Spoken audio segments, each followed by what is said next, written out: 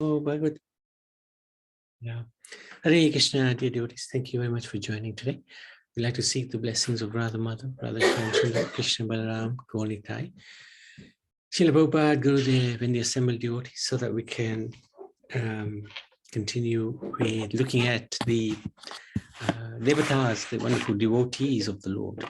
So yesterday we looked at the constitutional position of the Devatas, how they fit into the scheme of things with Lord, the Supreme Lord, how they are wonderful servants of the Supreme Lord, and they serve him in many, many different ways, different capacities. So today we'll have a look at what sort of capacities some of these Devatas are serving the Lord. But before we do that, we wanted to understand, do the demigods, what sort of knowledge do they have about the Supreme Lord? Do they know the Supreme Lord? So people worship demigods to gain material gains because they believe that the demigods control the fate of all living beings. However, there are many instances that demigods were not only bewildered, but also not aware of who is Krishna. Now, in some aspects, the Devatas may be under the Maya of Krishna himself. That's called Yoga Maya. So they're not actually in illusion, but Krishna puts them in illusion in order to teach a particular lesson to us. But in some cases, some of the demigods may be under Mahamaya, the illusion of this material world, not the illusion created by Krishna, but by the illusion created by this world. There's a big difference between the two, which we do talk about in a little bit of detail when we look at Mother Durga. So we'll see the difference between Yoga Maya and Mahamaya. So that obviously has quite an impact, because if one is under the Maya of the Supreme Lord, that's not Maya, that's the Lord performing pastimes. But if one is under the Maya of Mahamaya, this material world, then one is illusioned about one's self, and that also leads to the situation that we won't understand the Supreme Lord and our relationship with him. So some demigods may well be in that category, that yes, they're powerful, yes, they are devotees of the Lord, but perhaps momentarily they have lost their focus due to the strength of Maya, due to the illusory nature of this material world, because it can make us think that I am very powerful, I am undefeatable, I am the cause of all the good fortune around me. And of course, that leads to a false ego that I'm in control. And that is the basic problem that we face, because we are thinking we're controllers. So demigods may face that situation because they have a lot more power in their hands. And if they're not fixed in bhakti and bhajan, then this illusion will overcome them. We learn from the Bhagavatam that Brahma, the creator of all living beings, including human beings, was bewildered about who was Krishna and wanted to test Krishna and show his power by stealing all the cowherd boys and girls. Now, from our understanding, Lord Brahma is actually the head of this sampradaya that we're following. He's the original guru. So the guru won't fall down. So Brahma is in that category. He is self-realized. And if he has a defect, it's there because of Yoga Maya. Krishna has purposefully put that defect there. So this pastime we're talking about now is that very pastime where there's a Yoga Maya has taken over Lord Brahma. So this is in the Srimad Bhagavatam, given this pastime is given in the Bhagavatam, 13th chapter, and verses 15 onwards. O Maharaj Parikshit, Brahma, who resides in the higher planetary system in the sky, has observed the activities of the most powerful Krishna in killing and delivering Aghasur. And he was astonished. So Aghasur was the demon, the demon who became a cave, like a snake demon, very huge, the python. And Krishna had just destroyed him. So Brahma, who was looking up, looking at this 7-year-old boy playing ordinarily the pastimes of a cowherd boy, having picnic with his friends, stealing their gulab jamuns and eating from their plate, eating from their hands sometimes. This was astonishing to Lord Brahma. How can this cowherd boy be so? Is he really God? And then he witnessed the pastime of Aghasur being killed. Now that same Brahma wanted to show some of his own power and see the power of Krishna, who was engaged in the childhood pastimes, playing as if with ordinary cowherd boys. Therefore, in Krishna's absence, Brahma took all the boys and the calves to another place. Thus he became entangled. For in the very near future, he would see how powerful Krishna was. So what happened was Krishna was just gone away for a little while. And Brahma took away all the cowherd boys and girls and he hid them. And for a moment he turned away and he came back and looked and he thought, oh, the cowherd boys and girls are still there. So the cowherd boys and calves are still there. I thought I'd kidnapped them. Now, in that time of one moment of Brahma, 1 year had passed on earth. And in that 1 year, Krishna had expanded himself into all the cows, all the calves and all the cowherd boys. So Krishna became, he replaced the cowherd boys and calves stolen by Brahma by himself. So he expanded himself. So when Brahma looked again, he saw the cowherd boys were still there and the calves were still there. And he was bewildered, he was shocked. So for 1 full year that took place. And then Brahma came, realized this is the power of Krishna. And he came down and he begged forgiveness from the Supreme Lord. He realized that the Supreme Lord, this is Krishna, is the Supreme Personality of Godhead, even though he's playing the role of a cowherd boy. So very powerful. What to speak of Brahma, even Balaram, who is the first expansion of Krishna, during that 1 year hadn't realized initially that Krishna had expanded himself, and that Brahma had kidnapped all the cowherd boys and the calves. But he saw the calves were very affectionate, or the cows, sorry, were very affectionate to the calves. And the gopis and the gopas were very affectionate to the cowherd boys. And he was thinking, what's going on here? I've never seen so much affection between the cows and the calves and the cowherd men and the cowherd boys. How come there's so much affection? And then Krishna revealed to him, actually, Brahma has stolen them, and I've expanded it myself. So what to speak of Brahma? Even Balaram may not be fully aware of Krishna's pastimes. So the king of heaven, so another demigod, Indra, also did not know that Krishna was a supreme personality God. He wanted to test Krishna, as we learn from the following verses of the Bhagavatam. The king of heaven, 25:2 of the 10th canto. Angry Indra sent forth the clouds of universal destruction known as the Samvatak.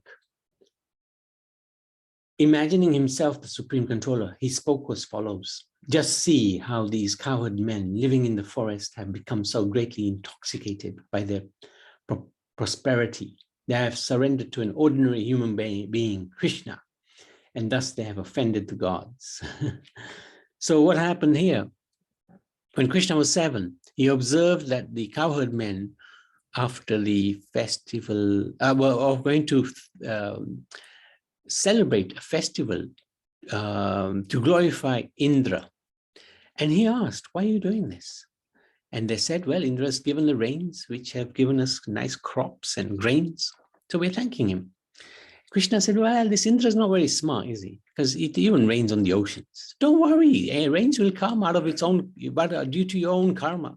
You don't have to worry about anybody. Why don't you, in fact, celebrate the Gomatas and Govardhan? Because they really give. Gomata gives us milk, Govardhan gives us so much shelter we get from Govardhan. And eventually the cowherd men, headed by Nanda Maharaj, were convinced by Krishna, and Krishna explained how to celebrate the festival of Govardhan. They cooked lots of food and they offered it to Govardhan, and Govardhan ate everything. Govardhan is a mountain in the Brijmandal area. And that actually, Govardhan is not different from Krishna, which is amazing. So Govardhan ate everything. Govardhan became very pleased. But Indra became very unhappy. And he started thinking himself, being the supreme, controller of this world. He got quite a,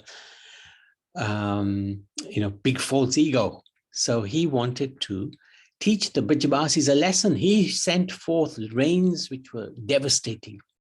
They were bigger than pillars, the size of each raindrop, and they pelted it down into Brijmandal. And at that time, Krishna lifted with his left hand little finger Govardhan Hill for 7 days, 7 nights, gave protection to all of the Brijvasis.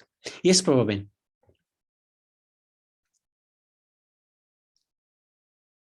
Hare Krishna, Prabhuji, and all the Matajis and all the Prabhujis. Just a quick question, quite interesting. You just did mention about Govardhan was the mountain, but he ate all the food. Yes. So I want to know, how can mountain eat the food? That mountain actually is Krishna. He's Krishna himself. And we will be doing Govardhan Puja on the day after Diwali.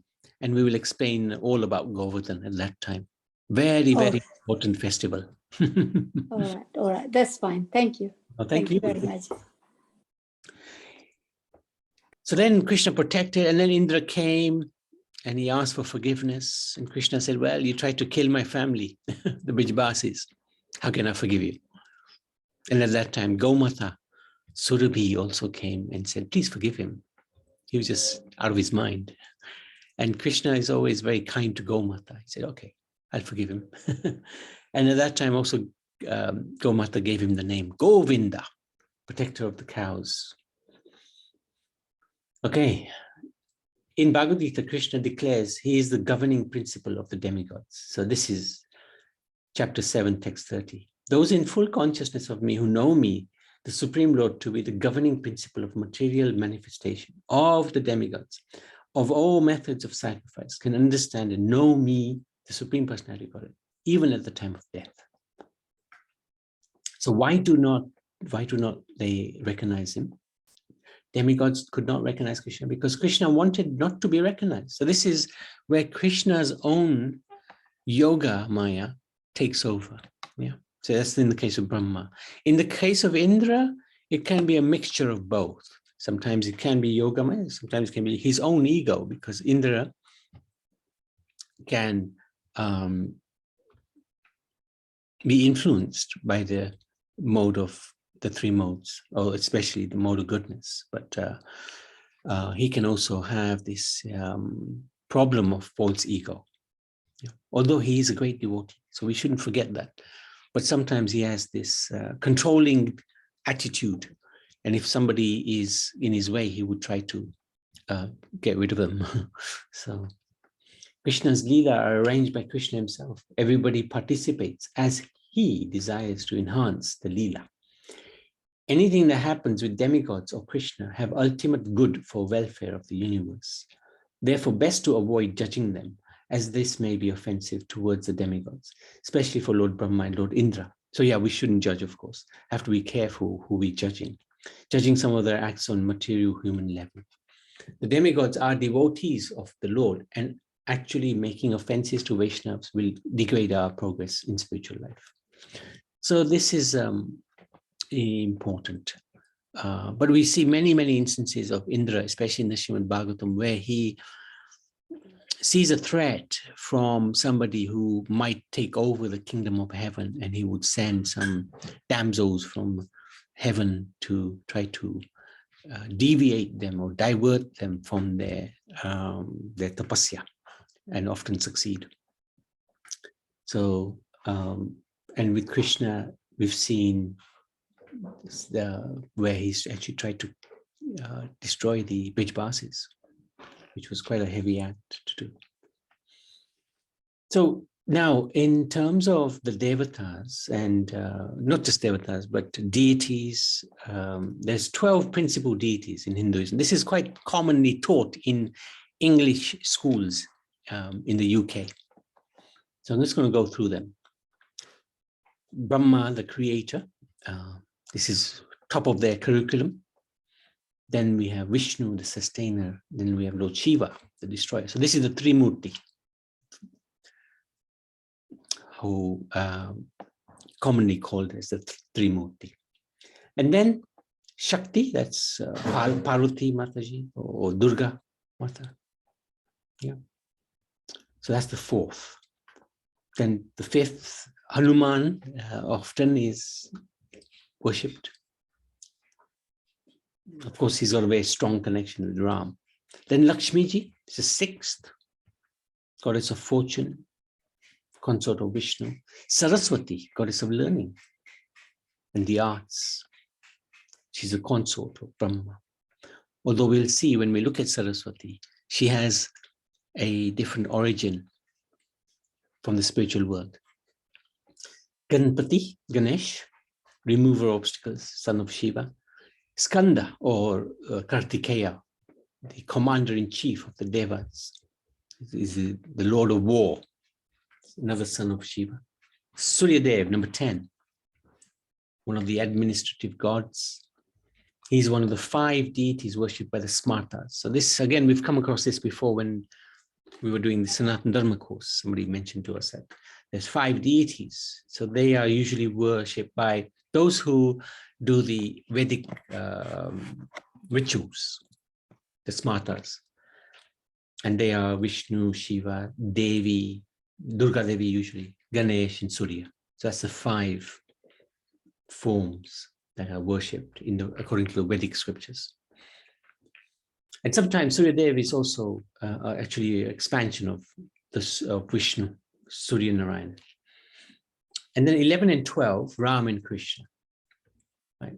They're also considered as part of the 12 principal deities. Now, of course, we understand that Krishna is the source of everyone, including Ram, Brahma, Vishnu. But this is according to the curriculum that's taught in the UK. And you note that Radha and Sita are not included in the list of 12 principal deities, since they are rarely, if ever, worshipped separately from their respective consorts. So we always worship Sita, Ram, Radha, Krishna, never worship Radha on her own or Sita on her own. Now, Lakshmi is often worshipped on her own, but Lakshmi is said to be chanchalam.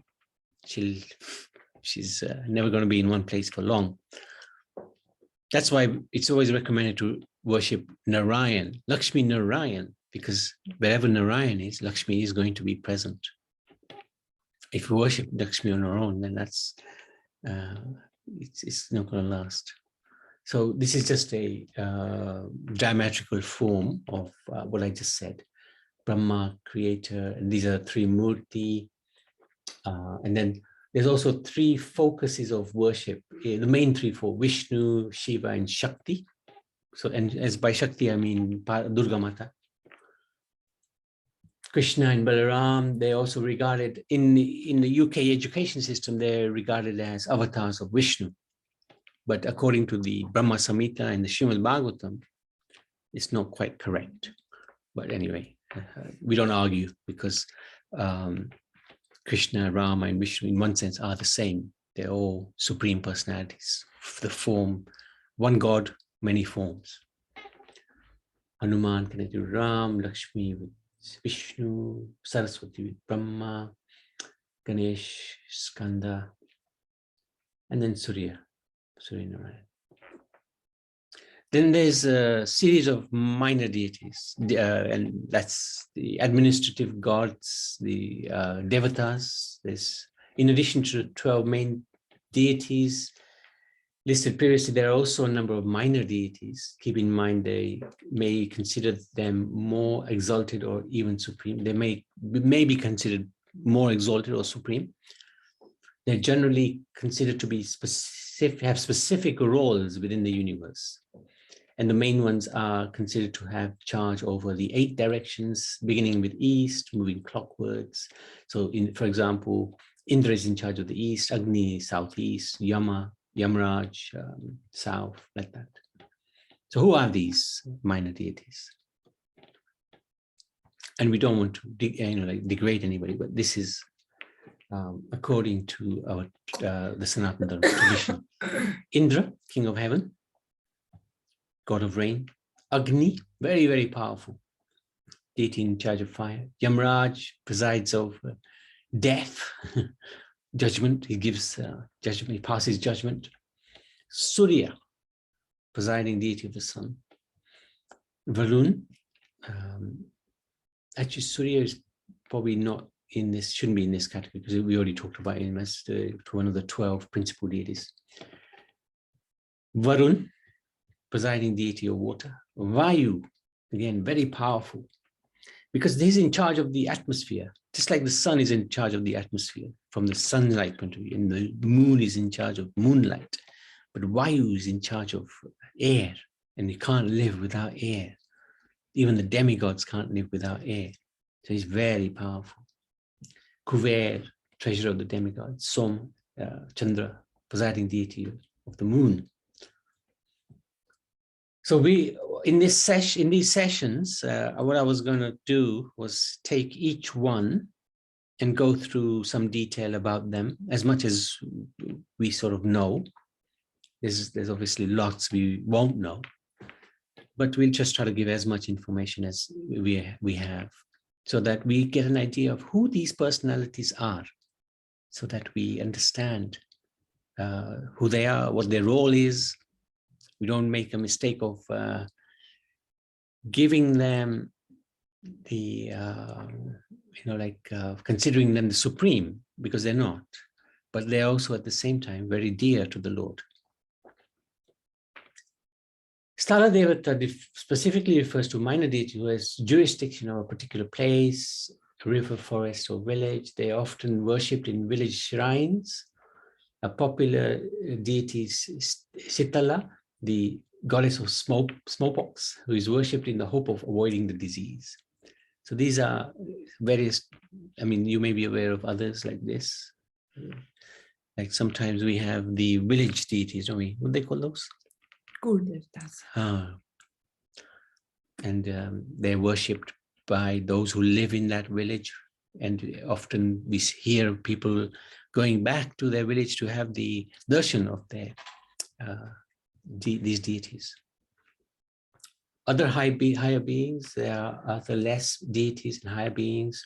Often in various stories, they come like the asuras, the demons, who always want to fight, the devas, the gods, demigods, the apsaras, celestial nymphs, the nagas, the celestial serpents, gandharvas, heavenly singers, rakshasas, race of man-eaters, prajapatis, progenitors of mankind.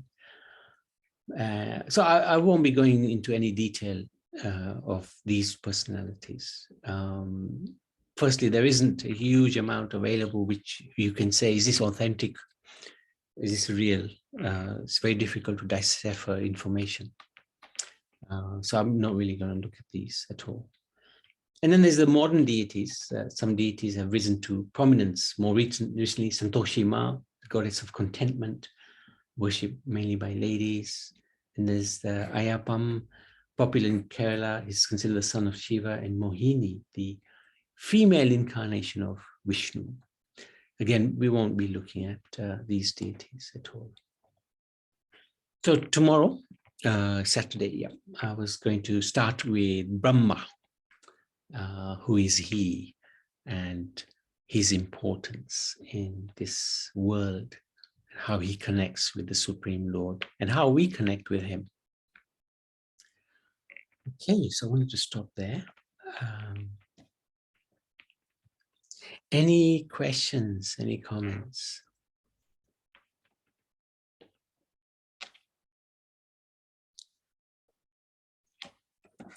Okay, so thank you. Hare Krishna, yes, Karuna. Are we going to go through the Sitara Devi, the one, the goddess for the Smallpox. smallpox? Yeah. I wasn't planning to, but did you? Oh no, because in Mauritius, what I've been learning with my mother and father, so they were always doing a sort of puja whenever the children or someone was ill. Right. So I was always thinking, is this true? Is it from a book? But Right. we just do it blindly, like always we did it. So we do it. Yeah. Yeah, that's yeah, no, it's a good point. As far as I understand, there is some science to it, some spiritual science to it. There are various ways one can approach in order to help with certain, ailments that we have.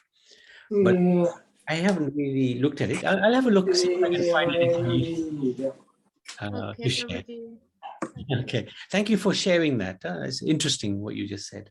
In fact, it's only offering some fruits and chana, the black one, and some sugar and raw rice. So it's offering something like this, offering to Mata, and then Interesting. Okay, thank you for sharing that. And ultimately, of course, we would always recommend that, I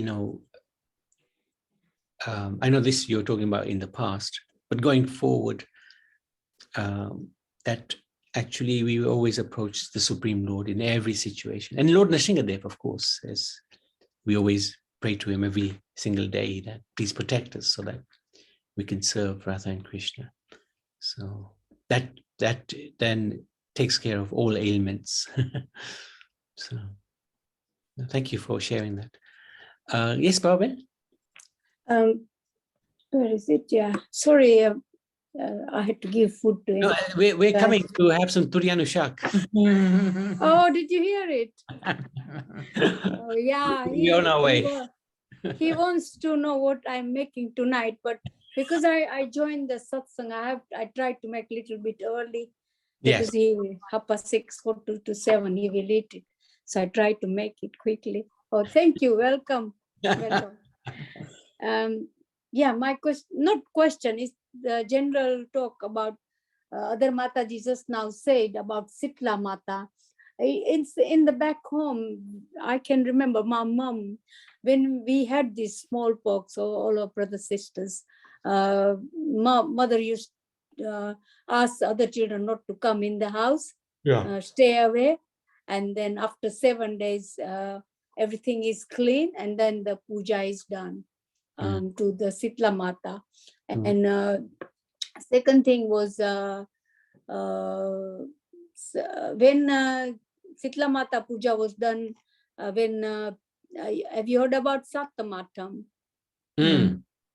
When you make the food on day before, then you eat next day. Cold food, cold food. So that's on the 7th, and it comes in the Shravan month. So that's on that day, the Sitla Mata puja is done. Like we cool all the gas cooker, do the puja on the gas cooker, and the next day we eat the cold food. And Sitla Mata's puja is done in the temple. You have to go I'm talking about back home, not here. Mm. Mom used to go there and then worship there, puja, like Nagla, I don't know. It's like a cotton wool and it's made up of, in between is done like red powder. And the bhog is given of bajri no atto, gul and ghee and nariyal. Mm. Those were the food given to Sitla Mata. And that is, I'm talking about quite a long time ago, and I can remember that. Interesting. So I better share with you. And when you said about Sitla Mata, we all get the smallpox. So it's good to worship the Mata. We always recommend, that's a good point, Prabhavin, but we always recommend worshipping the Supreme Lord, because smallpox is just one disease, but actually we have the very big disease, which is we are thinking we are this body. That's the biggest disease. And only one person can deal with that, and that is Supreme Lord. I know there are so many different kind of disease, especially when you come to this country. Never heard about cancer, and in this country we heard about cancer, diabetic. This is the nature of this world. It's just full of issues and problems. Yeah, that's right. But Thank you. That's why we take shelter of the Supreme Lord in every situation. So that's good. That's what I'm praying all the time. Just give me strength. That's it. Right. Thank you so much. Thank you. Thank you very much. Yeah. Oh yeah. Shri Krishna Chandra Bhagwan ki jai, Nrsimha Bhagwan ki jai, Devatas ki jai, Gaura Premanande.